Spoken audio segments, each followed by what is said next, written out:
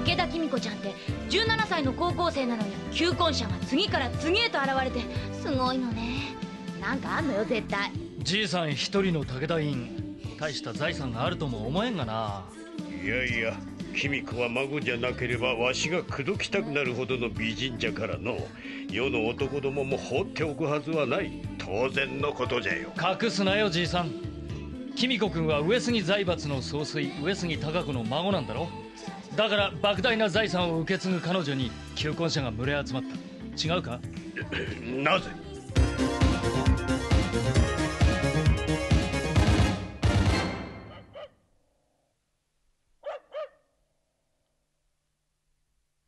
上杉などというやつは知らん。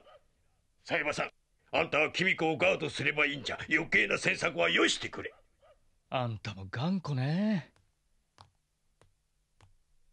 俺は昼間来た男の後をつけた。そして上杉貴子がこういうのを聞いた。公子は息子の子供だとね。誰が何と言おうとわしはそんな女は知らん。お父さん、私のお父さんの話。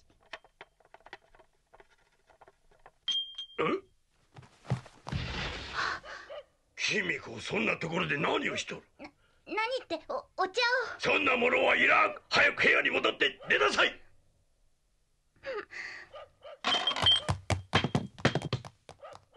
佐山さん、あんたも戻ってくだされ。はいはい、良い子は寝ます。おやすみじいさん。おじいちゃん、今日はどうかしてる？私が両親のことを尋ねたりした時と同じ。特に父のことを尋ねるとああやって怒るの。サイバさん、今父のこと話してたのね。だからおじいちゃんあんなに。私知りたいの、父と母のこと。じいさんに言われたろ。良い子は早く寝なきゃ。私もう子供じゃない。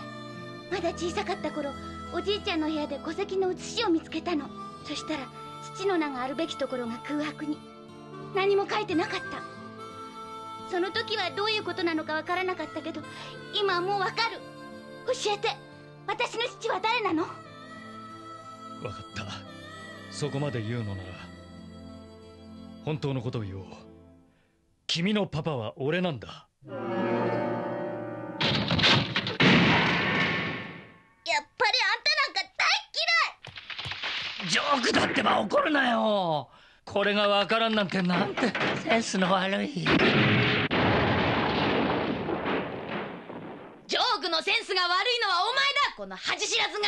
あら、香織さんいたの。本当に最低よ。あんなやつ今度こそ追い出して。武田です。はーい、公子、ご機嫌いかが？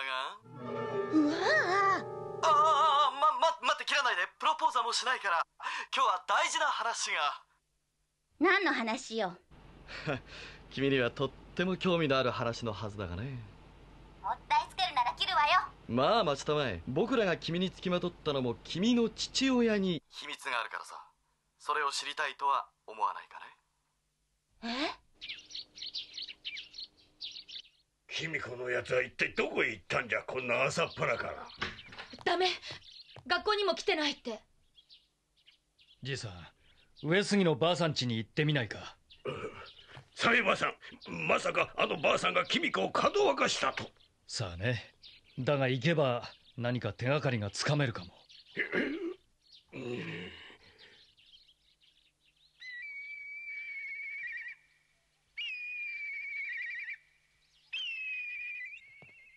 武田さんがここに？はい、話し合いがなされたいとか。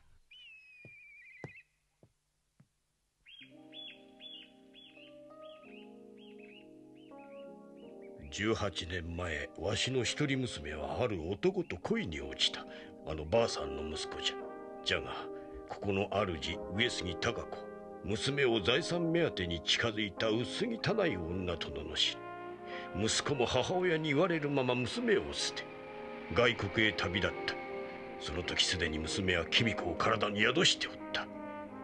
もともと体の弱かった娘は愛する者を失ったショックもあり、ひどい難産じゃった。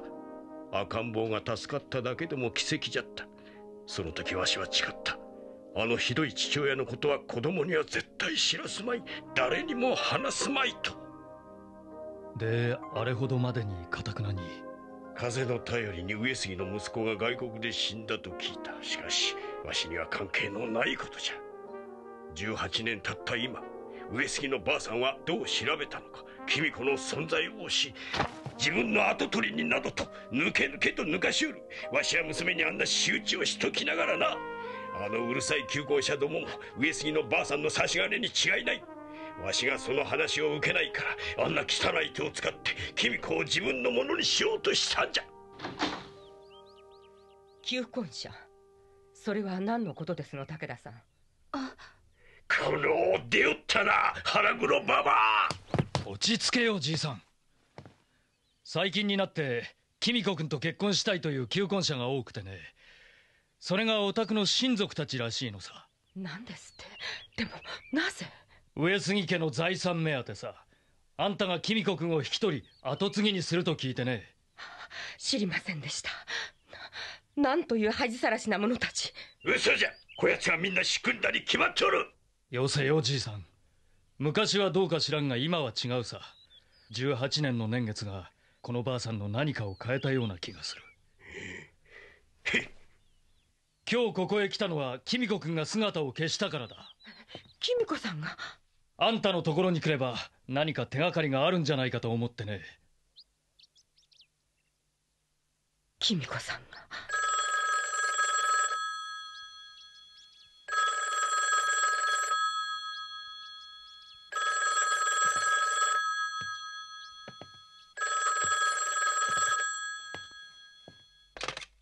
もしもし。そうです。公子さんを預かっている。ぜひ引き取りにあなたを一人でお越しいただきたくてね。このことは他の誰にも言わないように。もちろん警察にもですよ。では後ほど。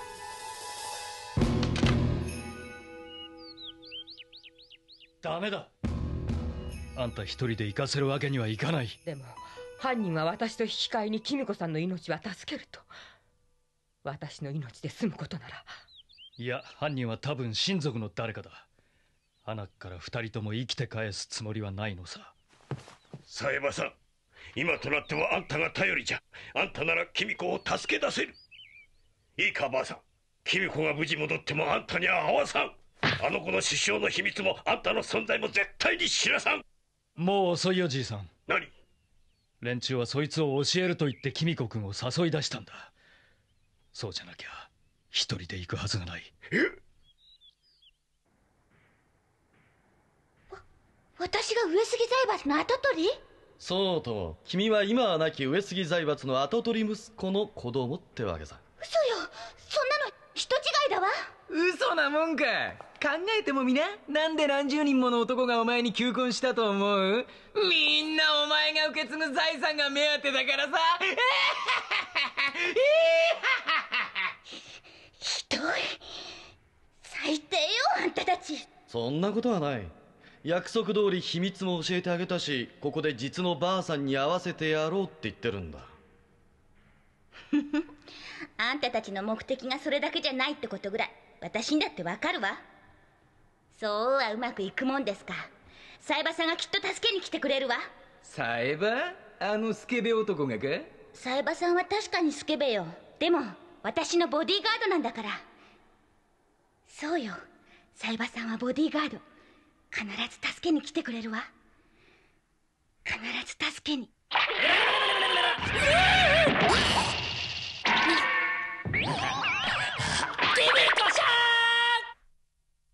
来てくんないかもしれない。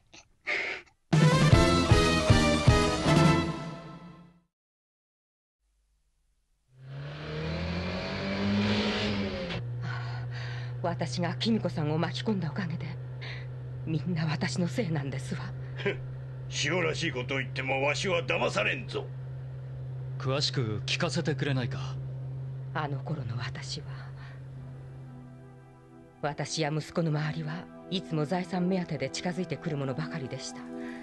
そのため私は上杉家の財産を守ることしか頭になく、息子が武田さんの娘さんと結婚したいと言い出した時も、彼女もそういう者たちの一人にしか見えなかっ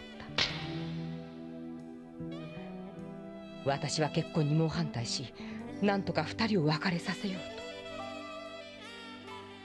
そこで私は部下の者を使って息子を10年間は日本に戻ることのできぬ海外事業のメンバーに加えたのです。いくら口では愛していると言っても、長い間引き離してしまえば息子も心変わりし、仕事に熱中するものと思っていました。ところがあの子は、愛する者を失った絶望感があの子の命を縮めてしまったのです。あらゆる気力を失い、痩せ衰えて、そして死の間際上事のように、彼女はいい人なんだ、信じてやってくれと。その時になってようやく分かったのです。息子がそれほどまでにその女性を愛していたのかを。そして息子がそこまで思う人なら、私が言うような女性であるはずがないと。そう気がついた時、武田さん一家はすでに行方が分からず、私のしたことはとても償えるものではありません。でも会ってお詫びをしたかった。ようやく探し当てた時、娘さんも亡くなられたことを知り、そして公子さんのことも。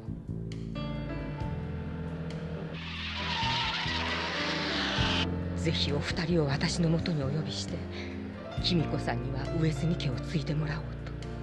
今となっては私にできる罪滅ぼしといえばそれぐらいのことしか。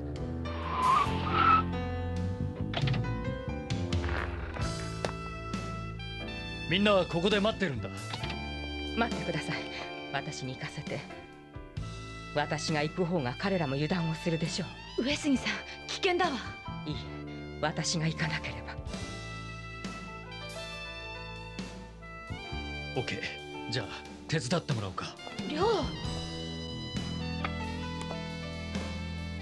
上杉さん、あんた確かわしよりも随分と年が若かったはずだが、今のあんたはわしと同じか、それよりも老け込んで見えるのう。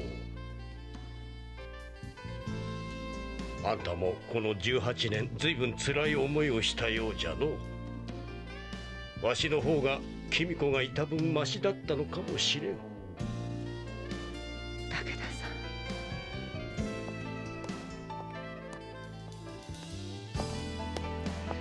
ん。冴羽さん、公子に怪我をした祖母と合わせるようなことにならんよう頼みますぞ。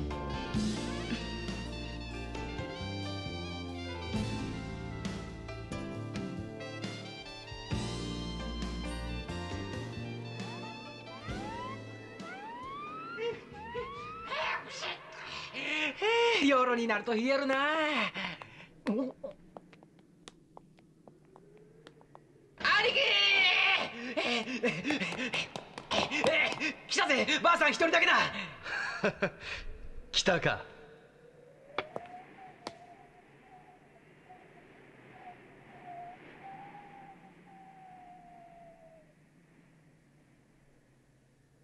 これは大叔母様、ようこそお越しに。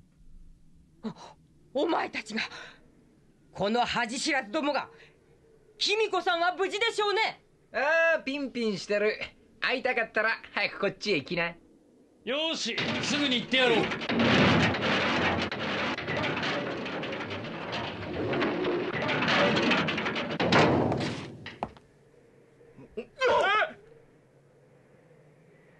ばあさん、ご苦労さん。おかげで連中を公子君から引き離せたよ。どうしておば様と。くそ、騙したな。よく言うよ。お前ら女の子を追っかけ回したり夜ばいをかけようとしていたところまではまだ可愛げがあった。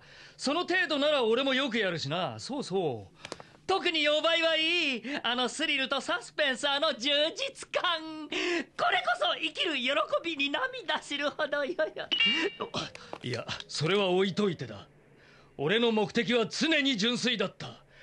お前らのように歪んだ目的のためにそんなことをしたことは一度もない。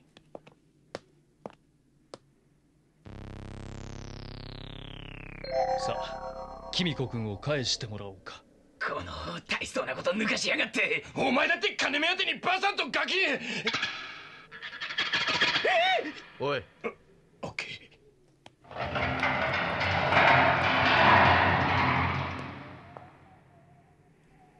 こんなこともあろうかと思ってね。ドラム缶の中身は石油だ。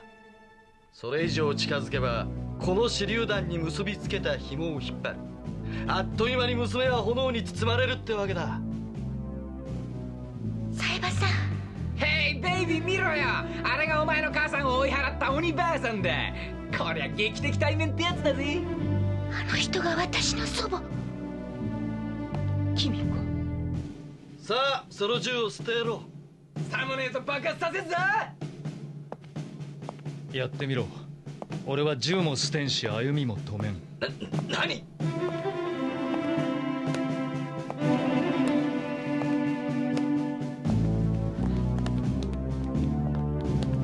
キミコさん。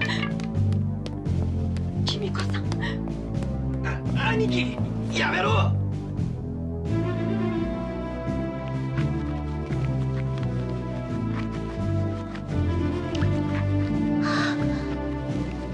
やめろってのが聞こえねえのか。兄貴構わねえな。二人ともやっちまえよ。やめて、早く逃げて。あなたも死んじゃうわよ。二人まとめてあろよ駅。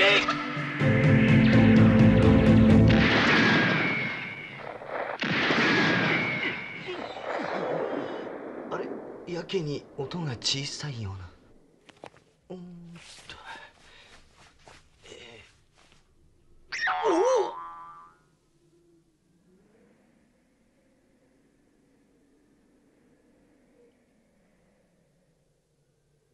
さあどうする？まだ2人は無事だ。こんなこともあろうかともう一個用意してある。見てろ。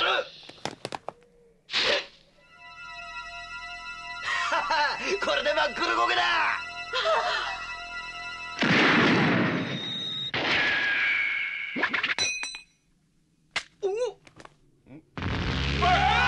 なんで戻ってくんだ。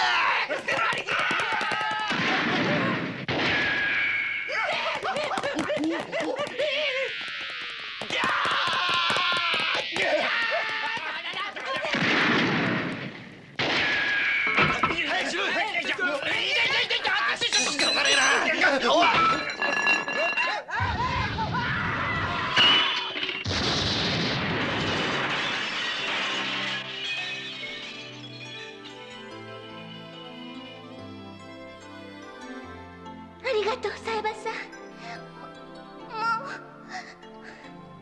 もうダメかと思ったんだから。こらこら、おばあさんの前ではしたない。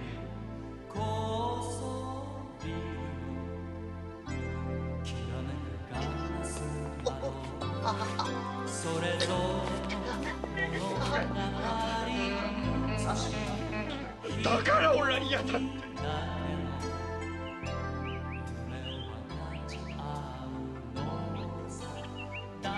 本当にあなたってひどい人だわ。遺産なんていりません。そうは言うが君子、上杉さんの気持ちも分かってあげんとの。だって私たちはまだ出会ったばかりなのよ。それなのにもうあなたが死んでしまってからもらうお金の話なんて嫌よ。私17年もあなたがいることなど知らずに過ごしてきたのよ。私に本当のおばあちゃんがいたっていうのに、そんなつまらない話ばかり。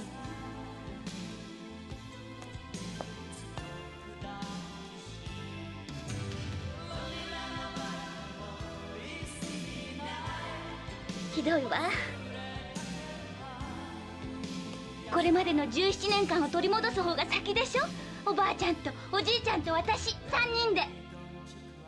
キミコさん、こんな私でもおばあちゃんと呼んでくれるのね。ありがとう。なんだいその包み。わかった。お父さんの写真ね。今までおじいちゃんが父のことを私に教えてくれなかったり写真がなかったのは、きっと父がひどい人だったからだって思ってた。でもそうじゃなかった。とても母を愛してた人だって分かった。そして母も父を、そんな両親だったって分かって私すごく幸せ。キミコさんもきっとそんなお父さんみたいな人に巡り会えるわよ。もう巡り合ってたりして。上杉さん、実はもう君子の婿は決めとりましてな。あら、私もですのよ。なんか嫌な予感。サエバさん。なんだよその目は。あんたら恐ろしいことを。さいなら。待ってよサエバさん。どこへ行くの？あなたは私のフィアンセでしょ。バカ言うな。あれはお芝居だったろ。歌を聴かせたかった、愛を届けたかった、思いが伝えられなかった、僕が住むこの街を君は何も知らない、僕がここにいるわけさえも、もしあの時が古いレンガの街並みに染まることができていたら君を離さなかった、冬の日差しを受ける公園を横切って毎日の生活が始まる、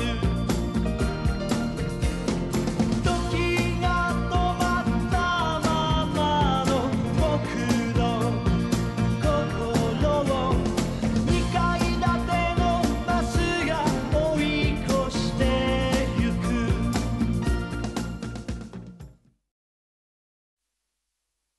うちの隣のゾンビルームに出たのよ、人影が。ああ、それ舞子ちゃんってダンサーが引っ越してきたの。さすが覗きのプロ、ご存知なのね。舞子ちゃん、誰かに狙われてるらしくてガード頼まれちゃった。でも彼女の舞台って関係者以外入れないのよ。オーディションを受ければ出入り自由さ。受かればでしょうが。